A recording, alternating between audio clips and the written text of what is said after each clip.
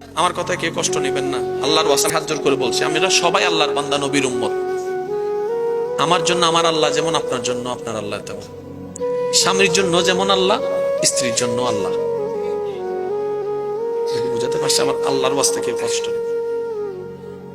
আমি জানি না এই কথা বলার পর আসলে কোন দিকে কি হয়ে যায় আমি জানি না, তারপরেও আমার যদি ভুল হয় আমাকে শুধরে দিবেন।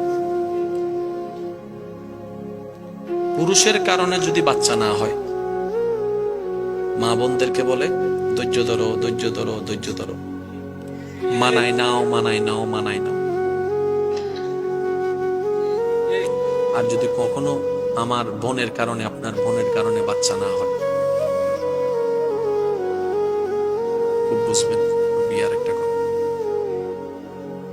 আমি করা যাবে না সে কথাটা বলছি না, আমি একটা ইনসাফের কথা বলছি। কোনোভাবে অন্যভাবে নিবেন না।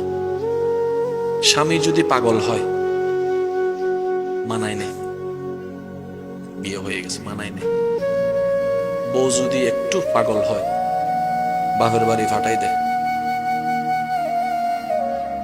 আপনার একটু ভেবে দেখেন বিষয়টা।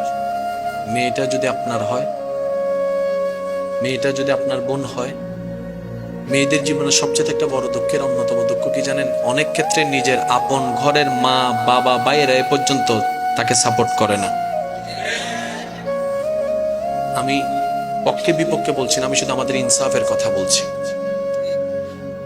প্রত্যেকটা জায়গায় শান্তি চলে আসবে ভাইয়া, শুধু একটা থিওরি দিয়ে বিবেচনা করবেন। আমি আপনাকে চিনি না, আপনার আমার সাথে কোনো পরিচয়ের দরকার নাই, জীবন আপনার সাথে আমার কোনো দেখা হয় নাই, কিন্তু আমি আপনাকে ভালোবাসি। কেন? আপনি আমার রবের বান্দা, আপনি আমার নবী রাহমাতুল লিল আলামিনের উম্মত। এর চেয়ে বড় পরিচয়ের আর দরকারই নেই। প্রত্যেকটা স্বামী যদি স্ত্রীদেরকে রবের বান্দা হিসেবে চিন্তা করে, প্রত্যেকটা স্ত্রী যদি স্বামীদেরকে আমার রবের দেওয়া নেয়ামত চিন্তা করে, ওই সংসারে অটোমেটিক শ্রদ্ধা চলে আসবে, মায়া চলে আসবে। যে অন্য সময় রাগ করে যে সেতে উঠায়, ওটা কমে যাবে, সাপোর্ট করা বেড়ে যাবে। সংসারটা সুন্দর হবে, সংসার থেকে পরিবার, পরিবার থেকে সমাজ, সমাজ থেকে দেশ। বলেন না সুবহানাল্লাহ।